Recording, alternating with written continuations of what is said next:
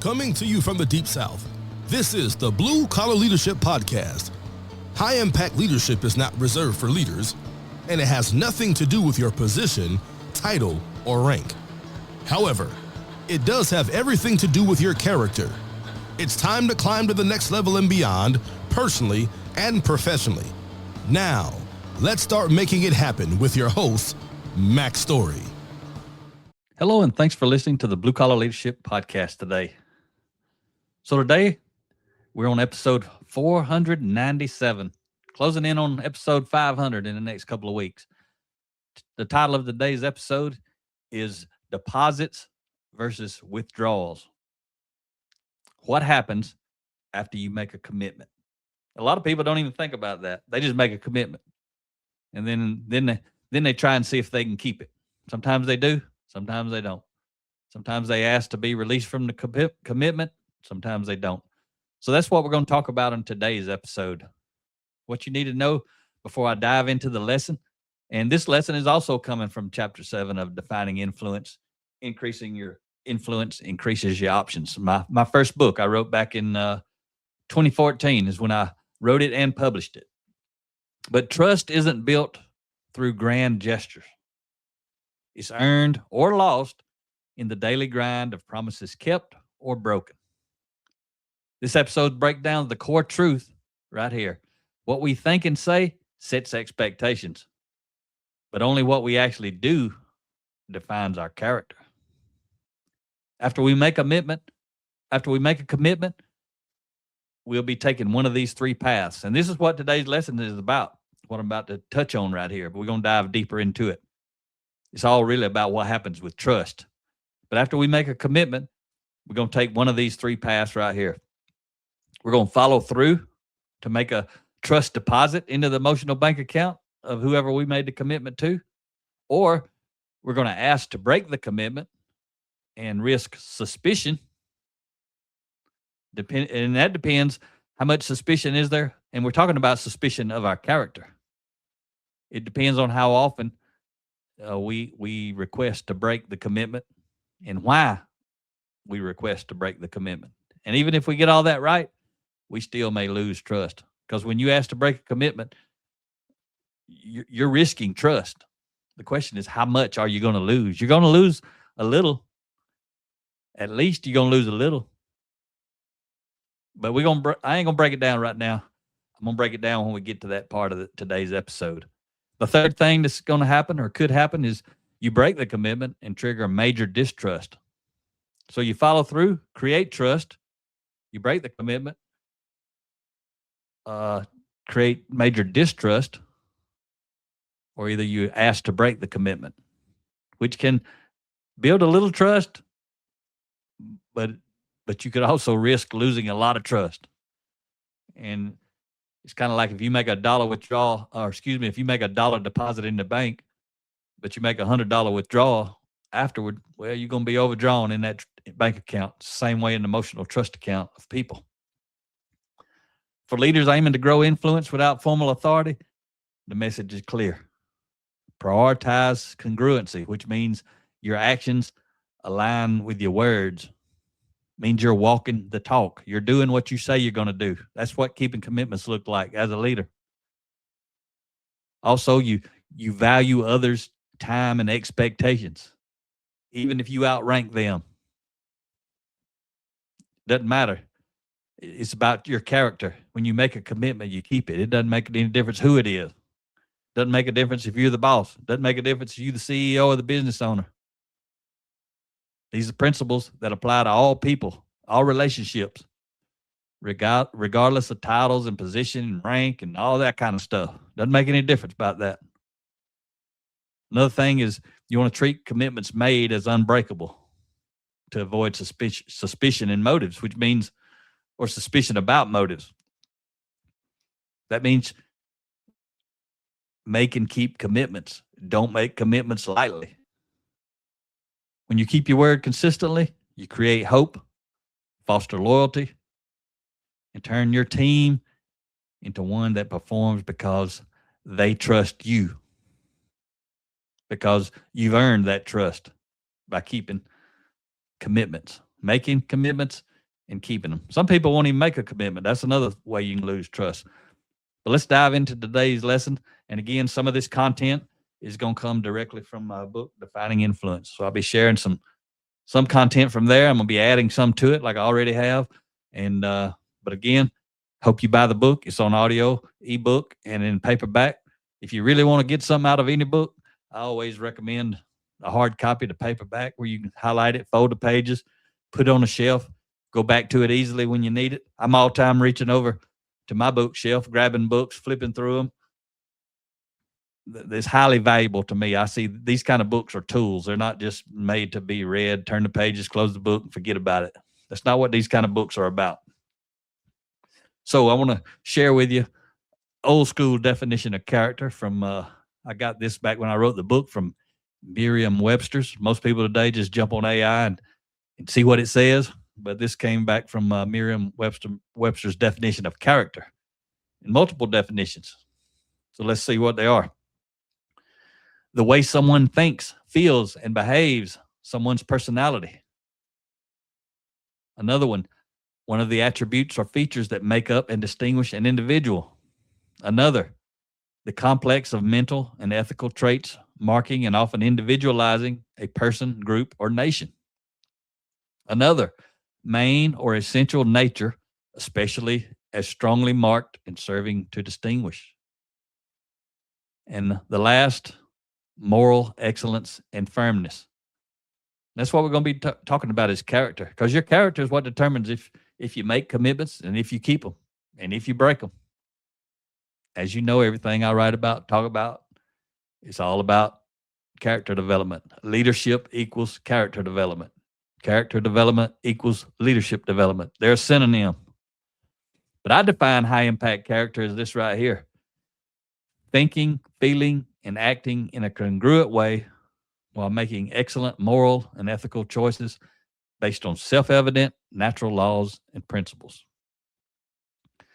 So Mahatma Gandhi's secretary, I'll see if I can say his name right. I probably butcher it all up, but I'll give it a shot anyway.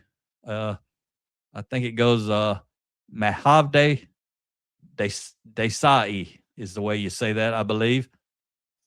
Either way, his name doesn't matter that much in the context of what I'm sharing. I'm just trying to give credit, but it's Mahatma Gandhi's secretary, or was. And when the secretary, when he was asked how Gandhi could speak for hours without notes while mesmerizing his audiences, this is what his secretary said: what Gandhi thinks, what he feels, what he says, and what he does are all the same. He does not need notes. You and I, we think one thing, feel another, say a third, and do a fourth. So we need notes and files to try to keep track. End of quote from Gandhi's secretary. That's powerful. All he described was congruency, walking the talk, being aligned. Your words and your actions are aligned. That's what congruency is. That's what the secretary just described about Gandhi, why he didn't need notes. When you're authentic, transparent, honest, and truthful, you don't need notes. You just talk. And then your actions and your words are aligned, and people can trust you. And they do. But his secretary, again, was describing what it means to be congruent. Gandhi walked the talk. In everything he did, his actions matched his words. He was a real whole person. And that's kind of what integrity is about, being whole. His character wasn't fractured. We need to not only be congruent with what comes out of our mouth, but also what comes out of our heart. We must work constantly to align our words, actions, and beliefs with natural laws and principles. And that's what I'm sharing with you all the time on this podcast and in my books. Natural laws and principles, along with stories to support them. Our ability to live in harmony with these natural laws and principles determines the level of trust we're able to build with others and along our leadership journey, whether it's personal or professional. So I invite you right here to stop and think about these questions. When someone does what they say they will do or lives how they say they are living, do they build trust or create distrust? Everybody knows they build trust. Do they have more or less influence if they are congruent, meaning walking the talk? Everybody knows they have more influence if they walk the talk. Words and action are aligned. What if they're not? Everybody knows they create distrust. So the other question you need to ask is, what happens when someone does that to me or I do that to someone else? Which person am I? You see, what we think we will do is important. What we say we will do is more important. See, when we're thinking about it, it's important. We're thinking about it, but we're the only ones that know it. But what we say we'll do is more important because now we're basically sharing our thoughts with the world through words. Now other people are involved. But what we actually do is most important. That's our actions. Once we go public with our thoughts, we've made a commitment or promise to be or do something. Now we either demonstrate congruency, walking the talk, or we don't. Now we either build trust or create distrust, or risk trust, which is really still creating distrust at some level. Once we make a commitment to others, we got 3 options.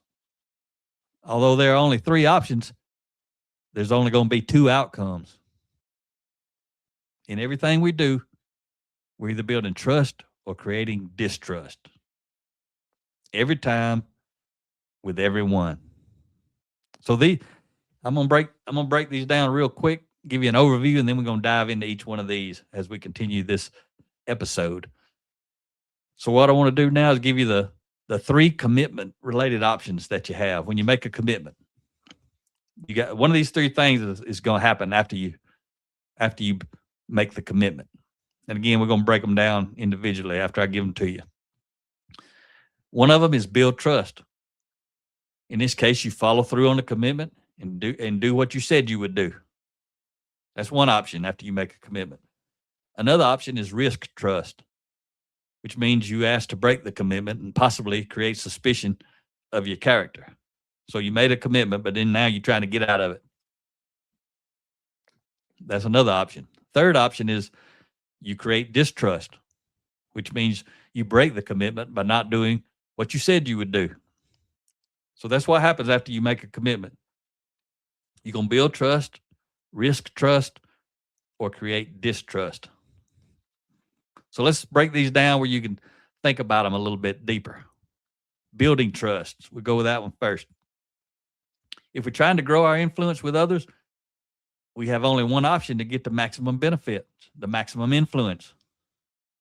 We must follow through, keep the commitment, and build trust by making deposits into our trust accounts with other people. Just like a bank account. You make deposits, you make withdrawals. You make more withdrawals than you do deposits, your account's going to be overdrawn. It's the same way with people with what we call emotional trust accounts. So when we make a commitment, our reputation is on the line. That's what happens when you make a commitment. You're putting your reputation on the line. The best time to worry about our reputation is before we have one. As soon as you make a commitment, you're about to develop one. As soon as you meet someone for the first time, you make a commitment. All the times after that too, but you kind of got a clean slate when you first meet someone. What are you going to do with it? For many, it's too late to maintain trust. They've already created large amounts of distrust in their relationships. However, if they learn the principles relating to building trust, they may be able to restore lost trust. But often, trust is lost forever. You may have experienced that in your life. Other times, trust is salvageable if you do what you know you should do to make things right. It may not ever be the same as it used to be, but you can salvage most of it sometimes. Sometimes you don't get to salvage any of it. You overdrawn and you're going to stay overdrawn. So stop and think about a couple of things. When someone makes a commitment to you, do they build trust or create distrust? They build trust when they're making it. Does their influence increase or decrease? Their influence increases. It's nice when people make a commitment to do something we want them to do. What about this? When someone keeps a commitment to you, do they build trust or create distrust?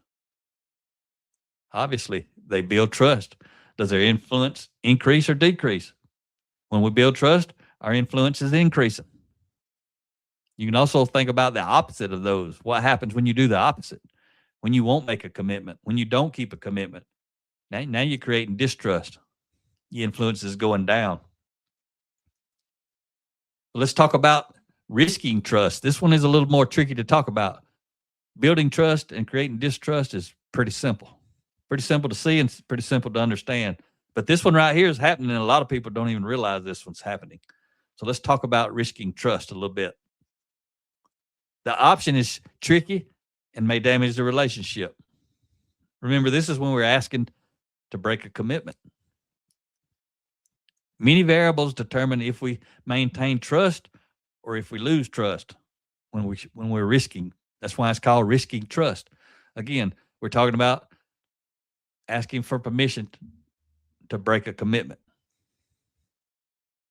So 2 critical variables to consider here are this. How often do we ask to break a commitment with someone? How long has it been since the last time we asked to break a commitment? Those 2 things have a lot to do with how much trust you're losing, how much distrust you're creating.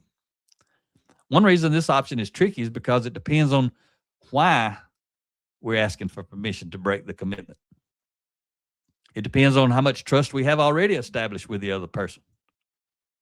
Asking to break a commitment doesn't automatically make everything okay and result in permission being granted without a cost. So here are several different scenarios I want to share with you to consider before you risk trust, meaning before you ask permission to break a commitment. So you should already be realizing this is why you need to don't make commitments lightly, because you don't want to break them. That's what you should learn from this section for sure. Pay more attention when you're making a commitment. Don't just make them off the cuff and figure out how to deal with it later. So this is some of the scenarios right here. We may ask permission to break the commitment, be denied, and still lose trust simply for asking, although we kept the commitment in the end. Pretty wild, right? We asked permission to break the commitment. We were denied, and we kept the commitment, but we still lost a little trust. Why is that? Because we did not value the commitment at the level the other person felt we should. In this case, we had the intent of breaking the commitment, although we kept it in the end. Simply asking could create a small amount of distrust or suspicion with the other person. Now they're questioning you. Why did you want to break it? Why did you make it if you plan to break it? So I got a quote here from Immanuel Kant, I think is the way you're K-A-N-T. That's the way I'm going to say it. I don't know how you really say it. Doesn't matter about the name. It never matters about the name when I'm sharing a quote, except for I'm trying to give credit and not take credit. When I share a quote, I don't care who they are, where they're from, what they did, what they do. I don't care about all that mess. I care about the value of the principle in the quote.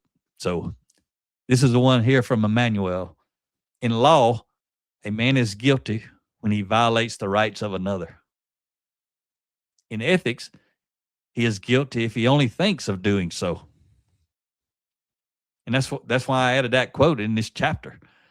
Because when you request permission to break the commitment, you're already guilty because you're just thinking about breaking it. When others start questioning our intent because we are unable or unwilling to keep promises, they will continually grow more suspicious of our character as the number of occurrences increase. The time between occurrences will always be a consideration too. Like I said, how often are you doing it? How frequently are you doing it? And how many times have you done it? So here's another stop and think moment. Generally speaking, if someone expresses their intent to break a commitment with you, are they building trust or creating distrust? Is their influence with you more likely to increase or decrease? So it's hard sometimes to see You may say, well, why does it matter if somebody asks, to break a commitment, but they still keep it? Let's say you made a commitment, you ask somebody if you can break it. They don't want you to break it, so you keep it. You say, well, why do I lose trust on that? Well, let's exaggerate it so you can see it clearly. What if you did that every single time you made a commitment? What if somebody did that to you? Every time they make a commitment, they're following up with you trying to get out of it. Not one time, every time. Pretty quickly, you can see how that causes you to lose trust in these people, even though they're keeping their commitment. That's because there's a little bit of lost trust in every one of them. And the more often they do it, that little bit of lost trust adds up to a lot. That's why you got to exaggerate things sometimes so you can see them. Another scenario related to risking trust could be asking permission to break a commitment and receiving permission to break it, but still losing some trust in the end. We may earn trust for asking permission to break the promise. However, since we didn't follow through with our original commitment, we may lose more trust than we gained. Therefore, the total trust transaction ends up being a negative. Although we are released from the commitment, the promise we made, we may still be creating distrust. So don't miss that. In this situation, you ask for permission to break a commitment. The person says, okay, I'll let you out of it. But you still lost trust in the end because you still broke the commitment. Even though they allowed you to do it, they still wanted you to keep the commitment. See how it gets kind of a little bit more complicated whenever you're asking permission. Only thing you can do to truly build trust, the most trust, is keep the commitment. That's why you don't make them lightly. Here's a quote from Mahatma Gandhi. He said, the moment there is suspicion about a person's motives, everything he does becomes tainted. Pretty powerful. Stop and think about this. Generally speaking, when someone asks to break a promise or a commitment with you, after you've already made plans and you choose to release them from that promise, how much does their asking to be released from the commitment affect your trust in them going forward? How does it affect their influence if they do it often? So here's another one. Let's consider asking permission to break a promise, but not receiving permission. They hold us to it. However, we break the commitment anyway. We were only asking to try to get some buy-in, but we knew when we asked we wasn't going to do it anyway. So we not only create distrust for breaking the initial promise, but we also create additional trust for giving them the false impression they actually had influence in the situation. We were just hoping they'd say yes. But if they say no, now we done made some more withdrawals in that emotional trust account by asking their permission to break the commitment and then ignoring their answer when they said no, they wanted us to stick to it. We create additional distrust. In this scenario, if we know that no matter what the person says, we're going to break the commitment, we'd be better off to tell them we are going to break the promise up front and create distrust once instead of hoping to be released from the promise and creating more distrust when we're not released, but choosing to break the commitment anyway. Stop and think about this. If someone made a promise to you and they ask you to release them from it, but you don't, and they break the promise anyway, do they create more distrust than if they would have simply broken the promise without consulting you? You know they break it. You know they create more distrust. Would they have more or less influence with you if they chose to be open and honest with you from the start? They may still lose trust, but they would have more trust because they were being straightforward and transparent, not playing games. So don't play games with people. Again, best thing to do, make a commitment, keep it. If you don't know 100% you can keep it or are willing to keep it, even if things get tough, don't make it. Say no. Now let's talk about creating distrust straight up. If you don't do what you say you will do or be who you say you will be, you're going to create distrust. When we intentionally or unintentionally break a promise, we are creating significant distrust. It's easy to do. Super easy to do. If we're not careful, we can make it much more complicated than it needs to be. If we make excuses, we're adding to the total amount of distrust. If we lie about it, we're making it worse. If we're going to create distrust intentionally, we should go ahead and live up to it.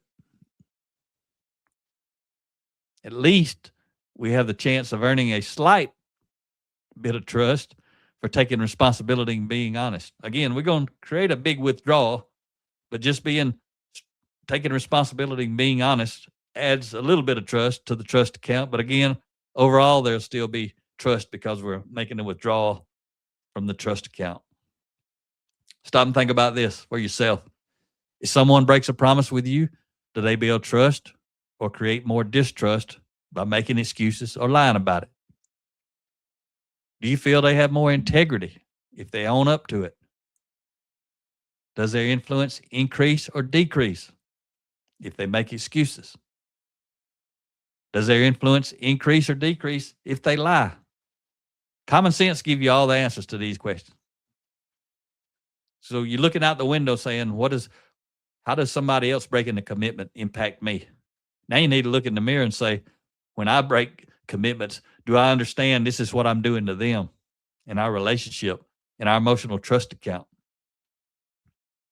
So making and keeping commitments is between you and you.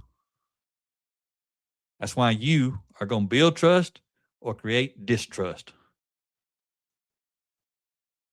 When you make commitments, don't make them lightly. I've said that several times. That should be your key takeaway from this episode. Making commitments is important. When you make them, you create hope. When you keep them, you build trust. When you break them, you create distrust. It's that simple. Hope you enjoyed today's episode. Hope you consider picking up a copy of Defining Influence, reading it slowly, marking up the pages, thinking about it, trying to align your actions with the principles you'll learn in that book, because increasing your influence increases your options. And the more options you have in life, the better life you're going to live at home and at work. Hope you enjoyed today's episode. Talk to you next time. Make it happen or someone else will. It might as well be you. Are you serious about taking your career and your life to the next level and beyond? Check out Mac Story's Blue Collar Leadership series books and others, now available on audio, along with paperback and ebooks at Amazon and Audible. Please visit bluecollarleadership.com to learn about Mac's books, programs, special offers, and more. Thank you for listening to the Blue Collar Leadership Podcast.